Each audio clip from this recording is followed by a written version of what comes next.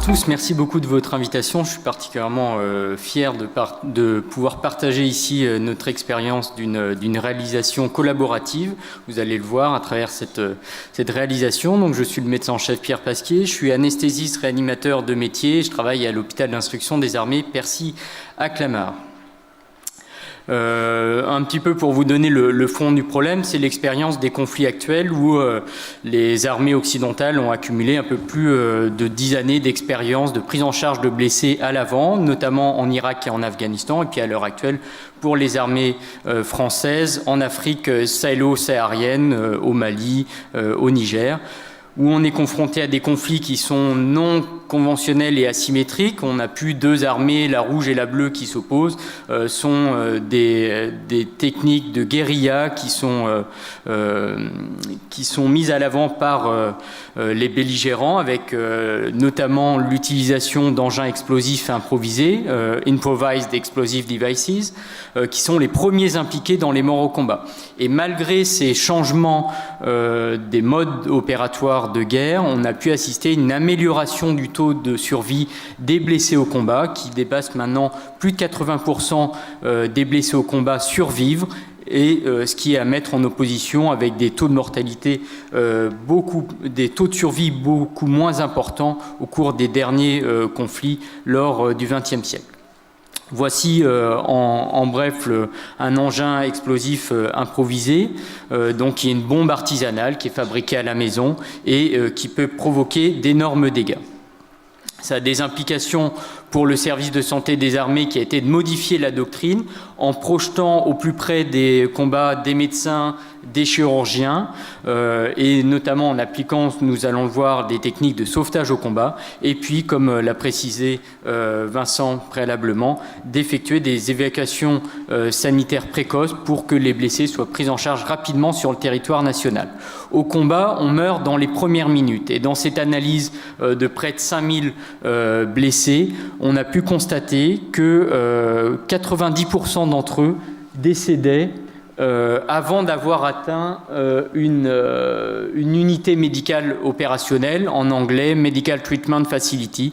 Et donc ce sont dès les premières minutes de la blessure qu'il va falloir intervenir. Et l'objectif, c'est d'éviter les morts évitables. Ces morts évitables, c'est par exemple se blesser, grièvement blessé aux jambes avec une quasi-amputation traumatique suite à l'explosion d'une bombe artisanale, qui a pu être sauvé parce que lui-même a pu mettre déjà un premier garrot et puis ses camarades, immédiatement, dès les premières minutes de la blessure, ont pu mettre un garrot qui a stoppé l'hémorragie et qui a permis à ce blessé de survivre. Le sauvetage au combat a donc été défini comme un standard de soins. Il concerne l'ensemble des militaires qui sont projetés en opération extérieure, quel que soit son emploi, et ça peut aussi bien concerner le chef de corps que le cuistot, que le combattant qui est au plus près des combats, l'explosion d'une bombe artisanale pouvant survenir malheureusement à tout moment. Et ce sauvetage au combat s'attache à mettre en condition de survie le blessé de guerre, et ce sans délai. Vous avez bien compris cet enjeu chronométrique qui est d'agir dès les premiers instants de la blessure pour permettre à ce blessé d'être pris en charge dans une unité médicale opérationnelle par des médecins de l'avant, puis par des chirurgiens et des anesthésistes réanimateurs comme moi à l'avant. Tout cet enseignement du sauvetage au combat a été regroupé, a été formalisé dans une doctrine d'enseignement par notre instance académique qui est l'école du Val-de-Grâce, et donc qui a précisé la façon dont on devait enseigner et quels étaient les gestes de sauvetage au combat qu'on devait enseigner à nos militaires. Et le sauvetage au combat de niveau 1, qui concerne tous les militaires, ce ne sont pas forcément des personnels de santé, est enseigné à l'heure actuelle dans les différentes unités. Et ici à Castres, par exemple, au 8e RPIMA, on apprend aux soldats à poser un garrot, à mettre en position demi-assise un blessé au thorax qui a du mal à respirer, et à administrer des sirènes de morphine pour soulager la douleur liée à la blessure.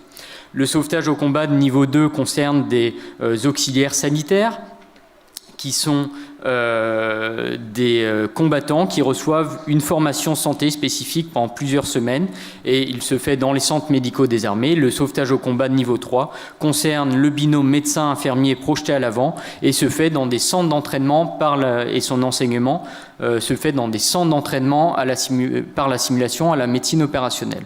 Ce sont surtout à l'heure actuelle des séances de simulation sur mannequin ou des exercices grandeur nature, comme les exercices qui sont réalisés au profit des médecins en fin de formation, type Exosan, exercice santé, ou Médicos, médicalisation en milieu hostile, avant de partir au combat. Et donc ici, ce sont des séances de simulation où on apprend à prendre en charge des blessés avec le pilotage à distance de mannequins intelligent, et surtout le plus important, c'est une séance de débriefing, ici l'ensemble d'une équipe médicale qui était projetée au Mali.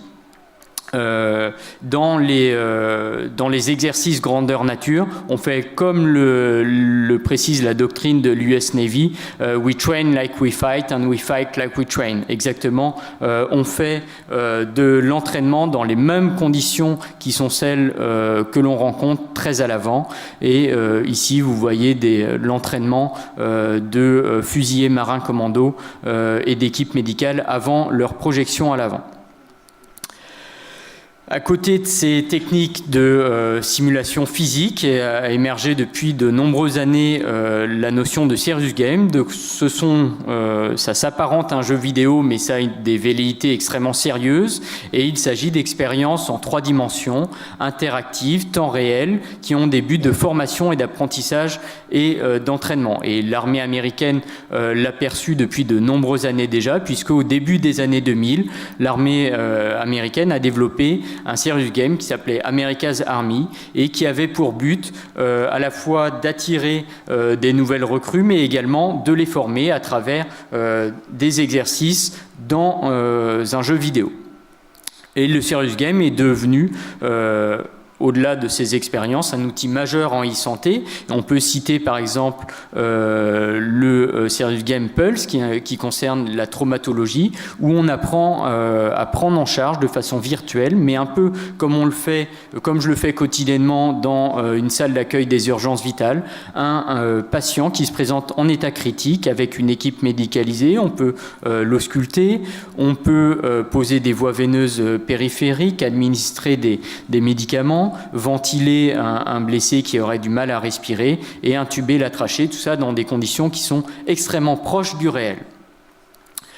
Et en France, certaines sociétés, dont la société Medusims avec laquelle j'ai collaboré sur le projet 3DSC1, avaient développé des serious games, ici dédiés à la prise en charge de l'infarctus du myocarde, depuis sa prise en charge à l'avant par l'équipe de SAMU, jusqu'à sa prise en charge à l'hôpital par le médecin urgentiste, et donc tout cela, et la table de coronarographie, donc tout cela s'apparente vraiment à une prise en charge proche du réel et permet à l'apprenant de s'immerger dans des situations qui sont vraiment celles qu'il pourrait connaître dans la prise en charge d'un patient en conditions réelles.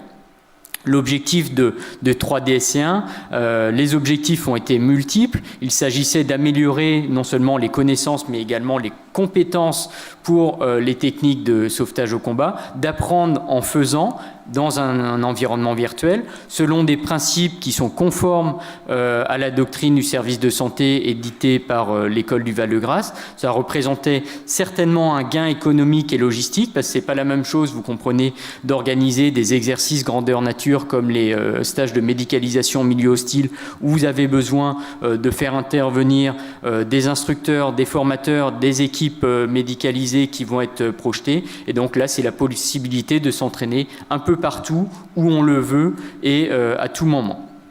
La dissémination envisagée était facile sur des ordinateurs et également sur des solutions mobiles, tablettes tactiles ou smartphones. Et on favorise l'interaction entre l'apprenant et un environnement tactile virtuel. Ça permet également un retour sur expérience immédiat. À la fin de l'expérience, on a un système de score sur l'expérience réalisée qui permet de suivre l'évaluation du niveau des apprenants de façon standardisée et généralisée. Comment est-ce qu'on a développé 3DSC1? Tout a commencé par l'écriture d'un scénario tiré de cas réels rencontrés en opération extérieure, une validation scientifique était évidemment fondamentale, à la fois par des instances universitaires, professeurs des universités spécialistes de traumatologie, et puis par nos professeurs du service de santé des armées, modélisation, l'inscription dans ce qu'on appelle le game design, où on essaye de retrouver les mêmes éléments que immersifs que dans un jeu vidéo, où on stimule l'apprentissage et la progression dans le serious game, un développement en studio 3D, la dissémination qui a été réalisée auprès des unités et des centres de formation. Donc ici, à Castres, au 8e RPIMA, on dispose de 3DSC1 et les combattants peuvent s'entraîner sur 3DSC1. L'avenir, c'est probablement de le proposer sur des solutions mobiles. Et enfin, nous l'avons très récemment évalué. Nous avons pu très récemment mener une étude comparative de façon à évaluer la valeur scientifique, la plus-value pédagogique de 3DSC1 en le comparant aux techniques d'enseignement classiques. Tout a commencé par la modélisation du scénario sous forme d'une arborescence et on progressait dans le scénario à travers des chemins de validation de certains points ou des échecs qui faisaient progresser de façon différente dans le jeu. Tout a été modélisé, le combattant équipé, les bandes hémostatiques pour stopper l'hémorragie. Je vais faire comme Vincent. Et ça passe. Les perfusions, les seringues, donc tout a été modélisé en 3D. Alors, je ne sais pas s'il y a un faux contact. Ouais, voilà. Visez bien l'ordinateur là qui est en face de vous. C'est vous. Moi, j'ai essayé de vous viser correctement. La sirette de morphine pour soulager la douleur, le garrot tourniquet, la paire de ciseaux pour découper les vêtements. Et puis différents matériels médicaux. La position du sauveteur auprès du blessé a été modélisée également en 3D, la façon de regarder les blessures et de réaliser les gestes. On a choisi un environnement qui est relativement universel pour nos combattants et ici on peut s'imaginer aussi bien au Moyen-Orient qu'en Afrique sahélo-saharienne dans un environnement semi-désertique.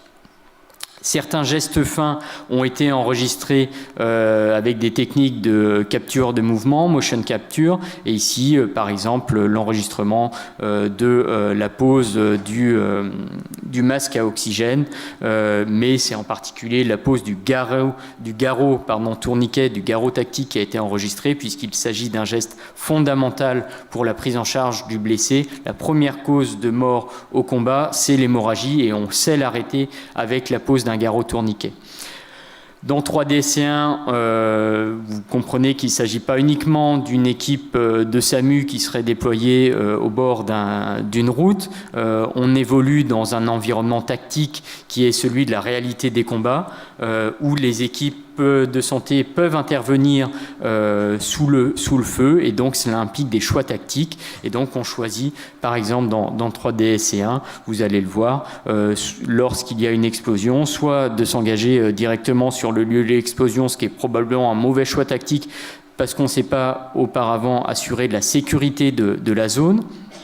Des techniques très classiques de sauvetage de sauvetage à l'avant, qui consistent à extraire rapidement le blessé de la zone dangereuse pour le regrouper sur un point de prise en charge des blessés. Et ici, la prise en charge des blessés, et on voit déjà sur cette image que les différents fondamentaux de la prise en charge du blessé à l'avant sont regroupés. On voit que ce blessé qui a une jambe amputée par l'explosion l'hémorragie a été stoppée par un garrot, qu'on a retiré ses effets de protection pour pouvoir examiner le blessé et rechercher d'autres blessures, qu'on a installé le blessé qui avait du mal à respirer en position demi-assise, et donc les grands fondamentaux de la prise en charge du blessé de guerre sont repris ici pour le sauvetage au combat de niveau 1, c'est-à-dire le sauvetage au combat qui est réalisé par des combattants, donc qui ne sont pas des professionnels de santé.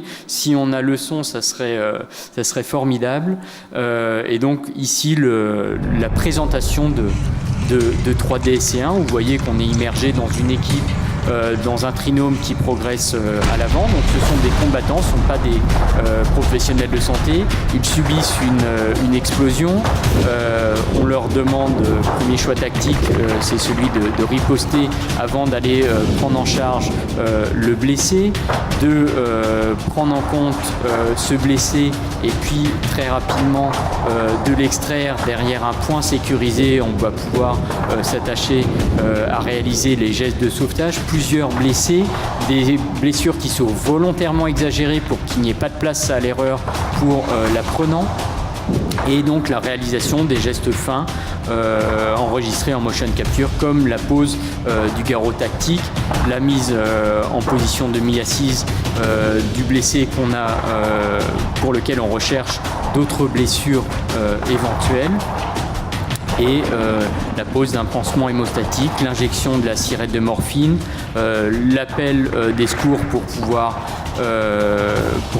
à la fois riposter et puis aussi pour que l'évaluation médicale puisse venir. Et puis à la fin, il y a un débriefing personnalisé sur toutes les prises en charge, toutes les actions qui ont été menées à travers l'expérience.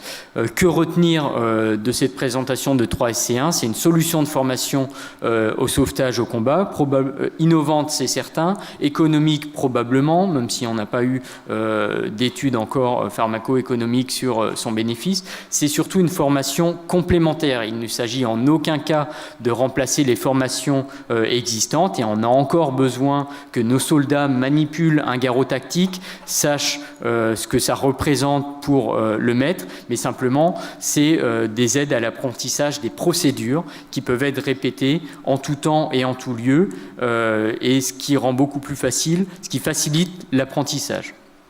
3DSC1 est donc déployé et utilisé dans les unités opérationnelles, et avec une plus-value pédagogique qui a été démontrée.